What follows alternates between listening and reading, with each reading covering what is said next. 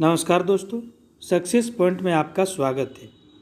आइए आज हम लोग तत्वों के आवर्त वर्गीकरण को देखते हैं। ये एनसीईआरटी 10th के बुक से इम्पोर्टेंट पॉइंट्स को लिखे गए हैं जो एग्ज़ाम में अक्सर पूछे जाते हैं। अगर आप नया हैं दोस्तों तो हमारे चैनल को ज़रूर सब्सक्राइब करें। इससे हमें मोटिवेशन मिलता है और हम और अधिक ऊर्जा के साथ वीडियो बना पाते हैं। आइए आज हम लोग तत्वों के आवर्त वर्गीकरण में कुछ इम्पोर्टेंट टर्म्स को देखते हैं। अब तक हमें 114 तत्वों की जानकारी प्राप्त हो चुकी है। अभी तक जो कितने तत्वों की जानकारी प्राप्त हो चुकी है दोस्तों, 114 तत्वों की प्राप्त हो चुकी है। सबसे पहले जो तत्वों का वर्गीकृत किया गया वो अधातु और धातु में वर्गीकृत किया गया दोस्तों। उसके बाद आया डोबेराइनर जो है 1817 में, जो एक जर्मन रसायनिज्ञ थे, उन्होंने एक त्रिक नियम दिया। त्रिक नियम डोबेराइनर ने कितने में दिया? 1817 ईस्वी में दिया। इन्होंने तत्वों को परमाणु के बढ़ते क्रम में रखा। किस क्रम में रखा? इन्होंने रखा कि पहला तत्व और अंतिम तत्व के जो परमाणु द्रव्यमान हैं, इसके औसत जिनके बराबर होंगे वो उनके गुण समान होंगे। ठीक है, इसी प्रकार उन्होंने 3 तत्वों को त्रिक नियम में रखा: क्लोरीन, ब्रोमीन और आयोडीन्स। क्या क्या चीज़? पहला क्लोरीन, ब्रोमीन, आयोडीन्स। ठीक है, calcium, strontium, barium. Calcium, strontium, barium और नाइट्रोजन, फास्फोरस और आर्सेनिक उन्होंने एक ग्रुप में रखा। ठीक है, उसके बाद कौन आए? उसके बाद आए न्यूलैंड्स। न्यूलैंड्स ने कौन सा नियम दिया? न्यूलैंड्स ने अष्टक सिद्धांत दिया। ठीक है, इन्होंने हाइड्रोजन से शुरू किया और 96वें तत्व थोरियम पर खत्म किया। न्यूलैंड्स के अष्टक नियम में क्या है? इन्होंने हाइड्रोजन से शुरू किया और 96वें तत्व थोरियम तक खत्म किया। इनके अनुसार प्रत्येक 8वें तत्व के गुणधर्म, जो प्रत्येक 8वें तत्व हैं उनका जो गुणधर्म है वो पहले तत्व के गुणधर्म के समान होगा। अष्टक का यह सिद्धांत केवल कैल्शियम तत्व तक ही लागू हो पाया। ठीक है, कितना तक लागू हो पाया दोस्तों? ये कैल्शियम तत्व तक ही लागू हो पाया। ये एग्जाम में पूछे जाते हैं कि न्यूलैंड्स के अष्टक नियम कौन से तत्व तक लागू हो पाया, तो कैल्शियम तत्व तक ही लागू हो पाया। न्यूलैंड का अष्टक सिद्धांत केवल हल्के तत्वों पर ही लागू हो पाया। जो भारी तत्व है उन पर इनका नियम कार्य नहीं किए। आगे हम लोग देखेंगे। आगे दोस्तों देखते हैं, न्यूलैंड्स के अष्टक सिद्धांत केवल हल्के तत्वों पर लागू हुआ। नेक्स्ट है, ठीक है, कमी इसकी क्या क्या है? कमी क्या क्या है दोस्तों? निकेल और कोबाल्ट को एक साथ रखा गया। निकेल और कोबाल्ट को क्या किया गया? एक साथ रखा गया। ये इसकी कमियां हैं। फ्लोरीन, ब्रोमीन, एक फ्लोरीन है और ब्रोमीन है दोस्तों। ठीक है, एवं फ्लोरीन जो है ब्रोमीन एवं क्लोरीन के गुणधर्म से अलग है। ठीक है, लेकिन उन्होंने सेम दर्शाया। आयरन को निकेल एवं कोबाल्ट से दूर रखा। आयरन को जो है निकेल और कोबाल्ट से दूर रखा। ये आयरन के साथ ही रहना चाहिए, उन्हीं के गुण के समान है, लेकिन आयरन को जो है निकेल और कोबाल्ट से क्या रखा गया? दूर रखा गया। यही न्यूलैंड्स के अष्टक नियम की कमी थी। उसके बाद आया दोस्तों मेंडलीफ।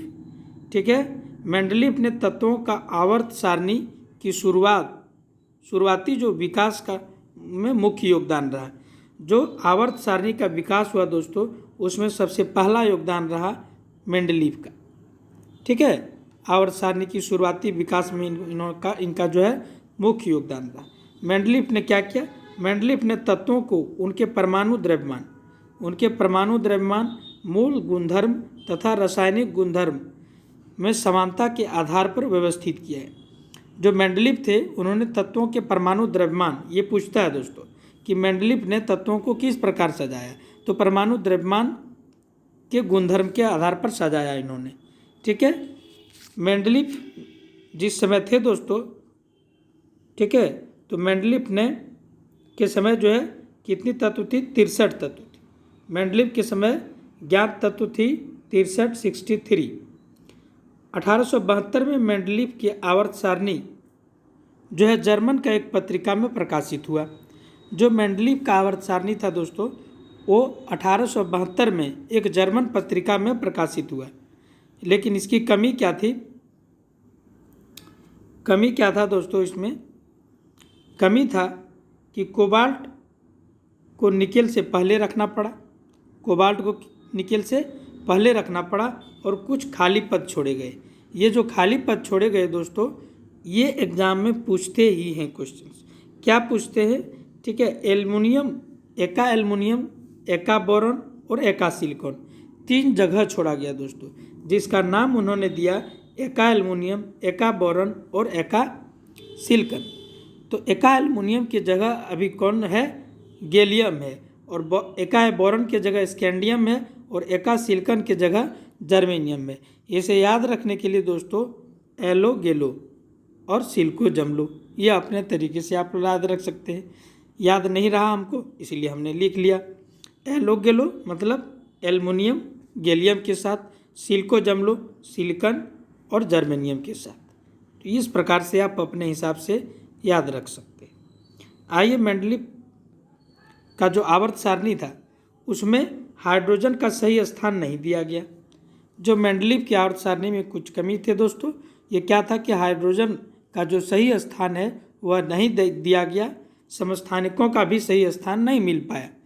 क्यों? क्योंकि इन्होंने परमाणु द्रव्यमान के आधार पर सजाया और कुछ ऐसे तत्व थे दोस्तों जिनकी परमाणु द्रव्यमान समान थे लेकिन उसका गुणधर्म असमान था, इसलिए उसे समस्थानिकों का स्थान नहीं मिल पाया। उसके बाद आया दोस्तों हेनरी मोसले। हेनरी जो मोसले थे, उन्होंने 1913 ईस्वी में बताया कि तत्वों का परमाणु द्रव्यमान की तुलना में परमाणु संख्या अधिक मूलभूत गुणधर्म है। अब आया मुख्य पॉइंट दोस्तों। जो हेनरी मोसले आया, उन्होंने बताया कि जो परमाणु द्रव्यमान के हिसाब से सजा रहे हैं उनकी तुलना में अगर परमाणु संख्या के आधार पर हम लोग आवर्त सारणी में सजाएं तो वो अधिक मूलभूत गुणधर्म होगा। और हेनरी मोसले के अनुसार जो है परमाणु संख्या जो तत्वों का गुणधर्म है, परमाणु संख्या का आवर्त फलन होते हैं। और सब इनके पहले जितने भी वैज्ञानिक थे दोस्तों, सभी ने जो है परमाणु के द्रव्यमान के अनुसार सजाया, परमाणु द्रव्यमान को ही उन्होंने मूलभूत गुणधर्म माना। लेकिन जब हेनरी मोसले आए तो उन्होंने परमाणु जो तत्वों के परमाणु संख्या हैं उनके गुणधर्म पर सजाया जो उनके गुणधर्म से अधिक कार्य किया। नेक्स्ट देखते हैं दोस्तों, जो आधुनिक आवर्त सारणी है। आधुनिक आवर्त सारणी में निकेल एवं कोबाल्ट के स्थान को निर्धारित किया गया। आधुनिक आवर्त सारणी में टोटल जो समूह है दोस्तों, ग्रुप है 18 और पीरियड आवर्त की संख्या 7 है। ठीक है, ये याद रखेंगे, एग्जाम में पूछता है कि समूह की संख्या कितनी है? 18 है और आवर्त की संख्या 7 है। परमाणु साइज जो साइज से परमाणु की त्रिज्या के बारे में पता चलता है। जो परमाणु का साइज है दोस्तों, इससे उसकी त्रिज्या के बारे में पता चलता है। हाइड्रोजन की त्रिज्या जो है 37 pm है। ठीक है, पिकोमीटर है। 1 पिकोमीटर बराबर होता है दोस्तों 10⁻12 मीटर। 1 पिकोमीटर बराबर 10⁻−12 मीटर होता है। ठीक है, नेक्स्ट देखते हैं। जो बोरॉन है, boron, germanium, silicon, arsenic, antimony, ठीक है, पोलोनियम एवं टेल्यूरियम, ये धातु और अधातु दोनों के गुणधर्म दर्शाते हैं। ये जो तत्व है दोस्तों, boron, germanium, silicon, arsenic, antimony, polonium और टेल्यूरियम, ये है दोस्तों, ये ऐसे तत्व हैं जो धातु और अधातु दोनों के गुणधर्म दर्शाते हैं। इसीलिए इसे जो है दोनों का बीज मिश्र धातु कहा जाता है। ठीक है, दोनों के बीच का गुणधर्म दर्शाते हैं। आगे देखते हैं हम लोग। आगे विद्युत ऋणात्मकता की प्रवृत्ति के आधार पर, विद्युत ऋणात्मकता की प्रवृत्ति के आधार पर अधात्मीय आवर्त सारणी के दाहिने ओर ऊपर की ओर व्यवस्थित होती है। ये देखिए दोस्तों, ये मान लेते हैं कि आवर्त सारणी है, ठीक है। तो इसमें ऋणात्मकता प्रवृत्ति जो अधातु होगा वो दाहिने की ओर ऊपर की ओर होगा। तो दाहिना किधर है दोस्तों, इधर हो गया, और ये ऊपर की ओर होगा। ये क्या होगा, यहाँ इधर जो होगा दाहिना और ऊपर की ओर अधातु होगा, ठीक है। यही चीज़ बता रहा है।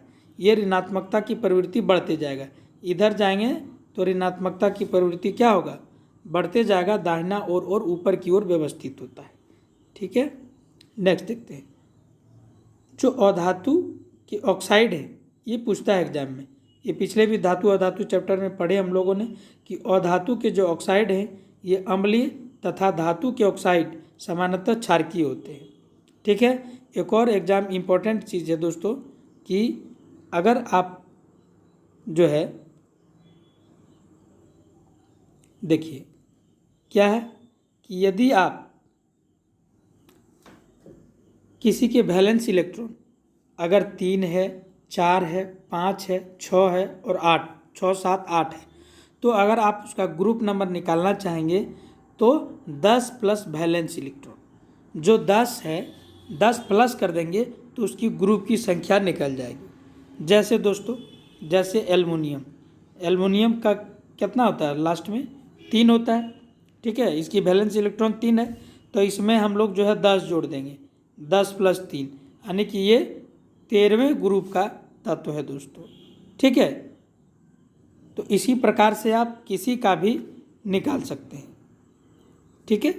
तो 3, 4, 5, 6, 7, 8 अगर ये चीज़ रहे तो हम लोग 10 जोड़ देंगे वैलेंस इलेक्ट्रॉन में, तो उसकी ग्रुप की संख्या निकल जाएगी।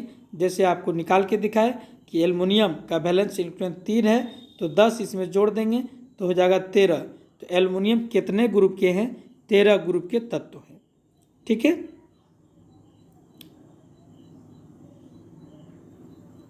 नेक्स्ट देखते हैं। नेक्स्ट ये एग्जाम में पूछा जाता है, क्या पूछा जाता है कि देखिए ये जो, ठीक है, sodium, magnesium, aluminium, silicon, phosphorus, sulphur, chlorine और आर्गन, ये जो है दोस्तों ये एक ही आवर्त के, किसके हैं, एक ही आवर्त के हैं। जैसे उसी प्रकार lithium, beryllium, boron, carbon, nitrogen, oxygen, fluorine और नियॉन, ये भी एक ही आवर्त के हैं, आपस में एक ही आवर्त के हैं। तो ये सजाने के लिए दे देता है दोस्तों कि इस प्रकार से कौन कौन आवर्त के हैं। जैसे मैग्नीशियम के आवर्त में कौन कौन आएंगे, तो ये आप याद रखेंगे। याद रखने के लिए नमक, अलसी, पस कलर, नमक, ठीक है, अलसी, पस कलर, ठीक है।